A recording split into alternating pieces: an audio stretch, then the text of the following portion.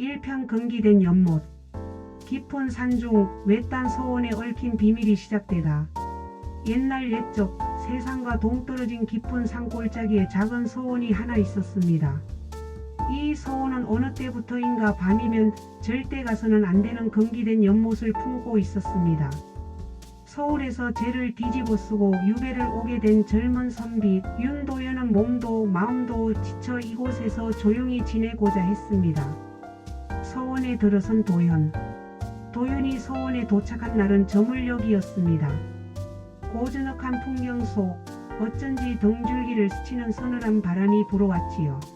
서원의 문을 열자 그를 맞아준 이는 눈부시게 아름다운 여인이었습니다. 이름은 수연.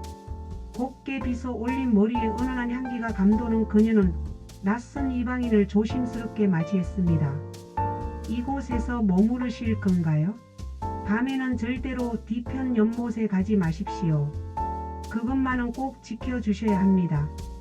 수연은 차분한 목소리로 경고했지만 이유는 설명하지 않았습니다. 도현은 고개를 끄덕였으나 그 말이 오히려 호기심을 자극했지요. 밤 금기로 이끄는 불빛. 첫날 밤. 도현은 피곤에 지쳐 누워 있었지만 창문 너머 흔들리는 등불이 눈에 들어왔습니다. 분명 누군가 연못 쪽으로 향하고 있었습니다. 가지 말라면 더 가보고 싶은 법. 도현은 가만히 있을 수 없어 조용히 문을 열고 밖으로 나섰습니다. 소원의 뒤뜰 달빛에 물든 연못가에는 싸늘한 기운이 감돌았습니다. 그런데 연못가에 서있던 검은 머리카락의 여인이 갑자기 고개를 돌려 도현을 보더니 이내 물안개 속으로 사라져버렸습니다. 놀란 도현이 주변을 두리번거리는데 문득 뒤에서 차가운 목소리가 들려옵니다. 제가 밤에는 오지 말라고 경고했지 않습니까? 그 목소리의 주인은 다름 아닌 수연이었습니다. 낮과 달리 냉랭한 표정을 하고 있던 그녀는 더 이상의 설명 없이 등을 돌려 사라졌습니다. 남겨진 도현은 망연자실할 수밖에 없었죠. 의문과 시작. 방으로 돌아온 도현은 연못의 여인 그리고 수연에 대한 궁금증으로 잠을 이루지 못했습니다. 연못은 왜 금기일까? 그 여인은 누구였으며 수연은 왜 이렇게까지 경고하는 걸까? 이 모든 의문이 도현의 마음을 뒤흔들며 미스터리의 서막을 열었습니다. 2편 연못 속의 진실.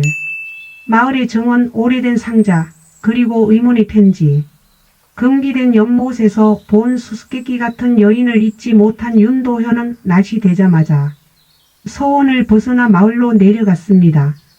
한낮의 밝은 햇살 아래라면 혹시 누군가에게서 연못에 대한 이야기를 들을 수 있을지 모른다고 생각한 것이지요. 마을에서 들은 이야기. 마을 어귀의 작은 주막 허리를 구부정하게 편 노인이 조용히 술잔을 기울이고 있었습니다. 도현은 그 노인에게 다가가 연못에 대해 아는 바를 묻습니다. 그 연못 말이요? 예전부터 말도 많고 탈도 많았소. 오래전에 어느 선비와 신분 낮은 여인이 사랑을 했는데 둘의 사랑이 이루어지지 못하자 여인이 그만 연못에 몸을 던졌다고 들었소. 노인의 목소리는 떨리는 듯했지만 이내 이어졌습니다. 그 후부터 연못에서는 가끔 귀기가 스며나고 밤이면 여인의 울음소리가 들린다는 이야기가 떠돌았소. 서원 사람들도 그 연못을 금기시했다고 하지요. 연못가의 비밀 상자. 이야기를 들은 도현은 곧바로 서원으로 돌아와 연못 주변을 세심하게 살폈습니다. 이번엔 대낮이라 무언가를 찾기 더 쉬울 듯 했습니다. 한참을 뒤지던 중 나무 뿌리에 파묻힌 작은 나무 상자를 발견합니다. 상자를 열어보니 붉게 물든 비단 조각, 그리고 달라붙은 먼지를 털어낸 뒤 간신히 읽어낸 오래된 편지가 들어있었습니다. 편지에는 한 여인이 남긴 처절하고도 슬픈 마음이 가득했습니다. 사랑하는 그대, 이 생에서 함께할 수 없다면 죽어서라도 기다리겠습니다. 짧지만 치열한 애절함이 물씬 풍겨 도현은 왠지 모를 아픔을 느꼈습니다. 밤 또다시 나타난 여인. 그날 밤 도현은 방 안에서 편지를 곱씹으며 생각했습니다. 사랑하는 이를 잃고 생을 마감한 여인이라면 지금도 이곳 어딘가를 떠도는 것이 아닐까? 호기심은 두려움을 이겼고 결국 도현은 다시 연못으로 향했습니다. 달빛 아래 잔잔한 연못 위로 희미한 그림자가 비쳤습니다. 그 여인이 또다시 나타난 겁니다. 도연이 다가가 누구십니까? 말씀 좀 해주십시오라고 간절히 외쳤지만 여인은 고개를 돌려 도현을 바라본 뒤 이내 물속으로 사라졌습니다. 그리고 어김없이 나타난 수연. 그녀는 더욱 차가워진 목소리로 윤 선비님, 제가 경고했음에도 왜 계속 이 연못에 오는 겁니까? 위험하다는 걸 왜 모르시나요? 라고 말했습니다. 도연은 오히려 묻고 싶었습니다. 당신은 왜 이 연못에 대해서 그렇게까지 숨기려 하시나요? 그러나 수연의 눈빛을 보고는 차마 말을 잇지 못했습니다. 한없이 슬퍼 보이는 그 눈길이 왠지 마음을 흔드는 듯 했지요. 다음 화예고. 연못에서 발견된 편지로 인해 비극적인 과거의 단서가 하나둘씩 드러납니다. 그런데 수연은 과연 이 모든 사실을 얼마나 알고 있는 걸까요? 서원과 연못을 잇는 운명의 사슬이 3편에서 본격적으로 풀려나갑니다. 3편 금지된 사랑 도현과 수연의 가까워짐, 그리고 숨겨진 운명의 갈등. 편지 속 슬픈 사연을 접한 윤도현은 연못의 정체에 대해 더 깊이 알아보기로 마음먹었습니다. 서원의 낡은 책들을 뒤지고 남아있는 기록을 살펴보면서 점차 알게 된 사실. 과거 이 서원에는 신분 차이로 인해 비극을 맞은 연인들이 여럿 있었다는 것이었습니다. 서원 기록에서 찾은 단서. 장서각 한 구석, 먼지 쌓인 책들을 뒤적이던 도현은 한 권의 얇은 문서를 발견합니다. 서원에서 수십 년 전 작성된 내부 문서 같은 것이었죠. 그 안에는 어느 기생 출신 여인이 서원의 선비와 사랑을 맺으려 했으나 거부당했고 결국 여인이 연못에 몸을 던졌다는 기록이 적혀 있었습니다. 도현은 생각했습니다. 이곳에 온갖 비극적 사랑이 숨겨져 있다는 것은 우연이 아닐지 모른다. 그리고 수연이 이 모든 걸 알고 있다는 듯 보이는데 수연과 도현 더 깊어진 마음. 해질녘 서원 뒤뜰에서 우연히 마주친 두 사람. 수연은 도현을 피하듯 고개를 돌렸지만 도현은 용기를 내어 말을 걸었습니다.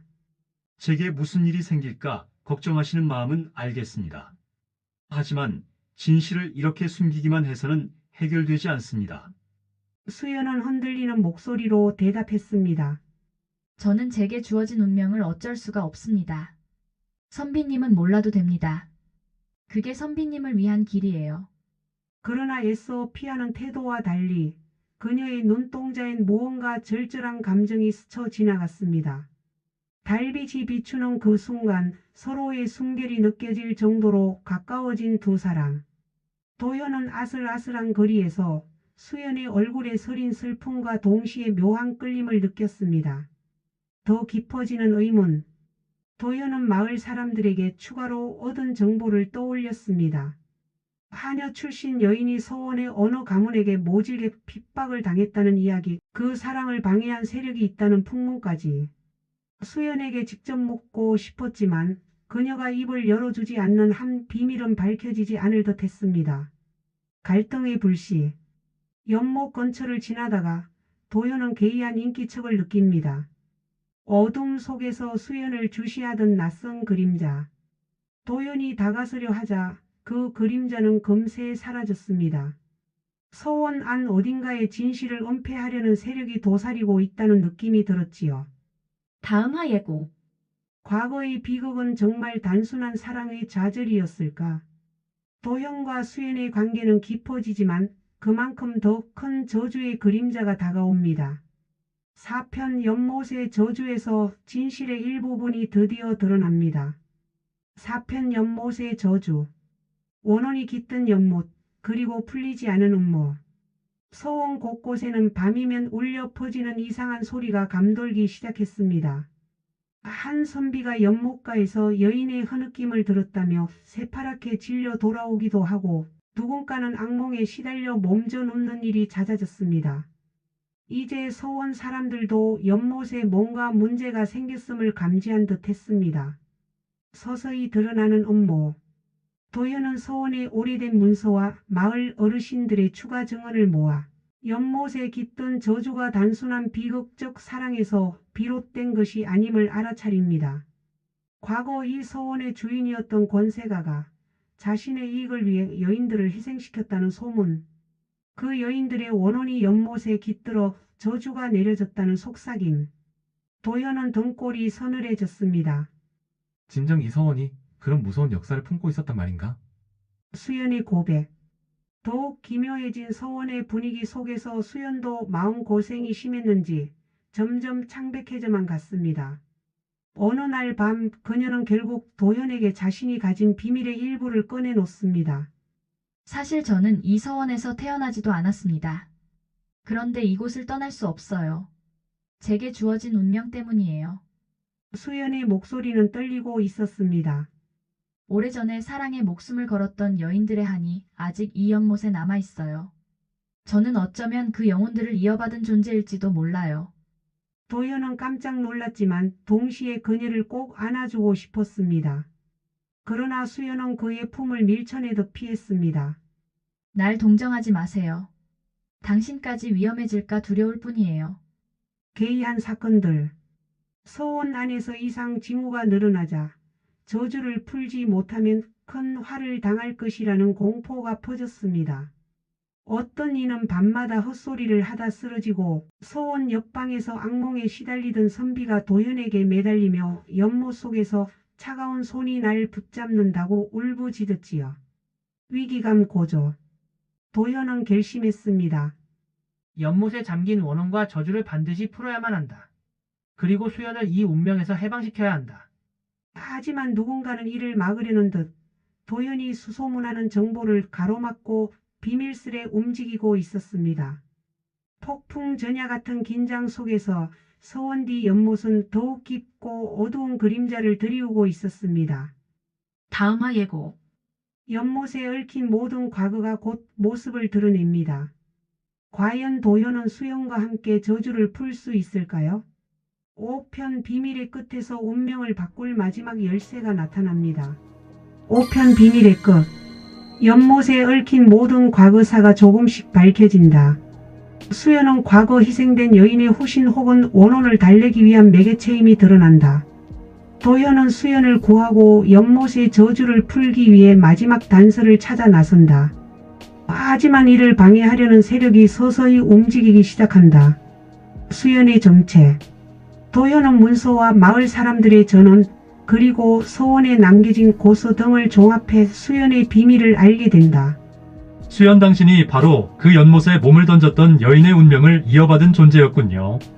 수연은 떨리는 목소리로 인정한다. 그 여인의 영혼은 아직도 이곳을 떠나지 못하고 있어요. 저는 그 울부짖음을 외면할 수 없어요. 저주 해제의 열쇠. 도연은 옛날 의식을 치렀던 장소에 관한 기록을 찾아낸다. 그 의식은 사랑하는 두 사람이 제물을 바치고 원혼을 달래는 형태였다고 전해진다. 도연과 수연은 함께 의식을 치러 저주를 해방시키려 하지만 그 의식에는 큰 희생이 따를 수 있음을 알게 된다. 서원을 뒤에서 조종하는 일부 세력이 저주가 풀리는 것을 막으려 한다. 연못에 깃든 원혼이 사라지면 우리가 이룩해온 가문의 위세 또한 잃게 될 것이다. 의식이 진행되기 직전 도연과 수연에게 위협이 가해진다. 다급한 상황 속에서도 도연은 수연의 손을 꼭 붙잡는다. 포기하지 맙시다. 당신을 구하고 이 저주도 끝내겠습니다. 절정으로 치닫는 긴장감. 연못가에 몰래 모인 도연과 수연. 달빛 아래에서 의식을 치를 준비를 한다. 수연의 눈에는 두려움과 괴리가 함께 떠오른다. 만약 무슨 일이 생기면 부디 날 잊으세요. 도연은 그녀를 와락 끌어안으며 그럴 수는 없습니다. 어떤 일이 있어도 당신을 지킬 겁니다. 라고 다짐한다. 다음화 예고. 드디어 의식이 시작된다.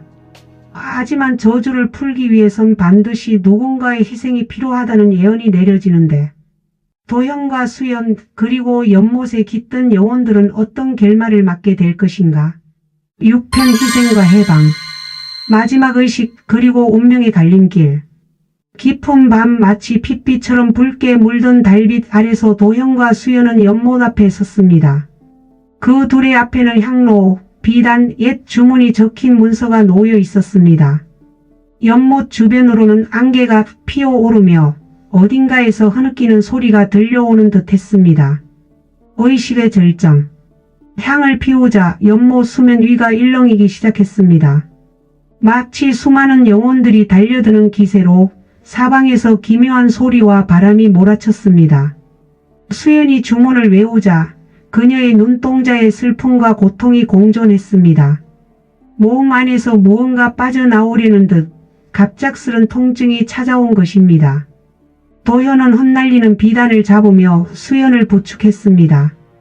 견디세요. 조금만 더 버티면 이 저주를 풀 수 있어요. 그러나 수연은 잔뜩 흐트러진 머리카락 사이로 떨리는 목소리로 말합니다.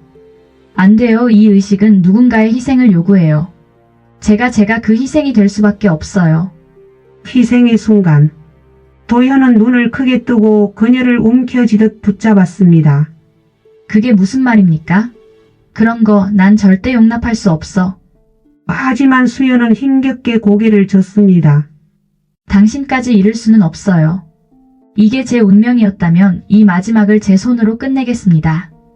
곧 연못에서는 거센 소용돌이가 일어나듯 안개가 휘몰아쳤습니다. 수연의 몸에서 환한 빛이 피어오르더니 연못을 감싸던 모든 어둠을 흩어버리듯 터져나갔습니다. 찰나의 순간 귀를 찢는 듯한 비명이 들린 뒤 주변은 정적에 휩싸였습니다. 안개가 거친 뒤 도현은 수연의 모습을 찾으려 연못가를 헤맸습니다. 하지만 그녀는 어디에도 보이지 않았습니다. 그저 물가에 떨어진 붉은 비단만이 희미하게 빛나고 있었지요. 눈물을 삼키며 그 비단을 움켜쥔 도현은 아무 말도 할 수 없었습니다. 그러나 연못 위를 감싸던 저주의 기운은 말끔히 사라진 듯 물결이 잔잔해져 있었습니다. 몇 달 후 서원은 마치 아무 일도 없었다는 듯 평온을 되찾았습니다. 연못에서도 더 이상 이상한 소리나 기기가 감지되지 않았습니다.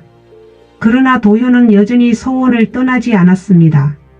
연못가에 앉아 언젠가 다시 수연을 만날 수 있기를 기원하며 하염없이 달과 별을 바라보았습니다. 어느 날 저녁 스쳐 지나가는 은은한 향기에 도현이 고개를 돌렸을 때 바람 사이로 수연의 목소리가 들리는 듯 했습니다. 고맙습니다. 그리고 미안해요. 도현은 그것이 환청인지 그녀의 영혼이 남긴 흔적인지 알 수 없었지만 눈가에 고인 눈물을 닦고 작은 미소를 지었습니다. 나도 고맙소. 수연 잊지 않겠소. 연못의 저주는 그렇게 풀렸고 수연은 영원한 해방을 맞이했을지 모릅니다. 하지만 도현의 가슴 속에는 그녀와의 짧은 인연이 영원히 아련하게 남아있을 것입니다. 금기된 연못의 저주는 끝났지만 사라진 수연은 정말로 편히 잠들었을까? 도현은 여전히 서원에 남아 그녀를 기다린다. 어쩌면 또 다른 기적이 일어날지도 모른다.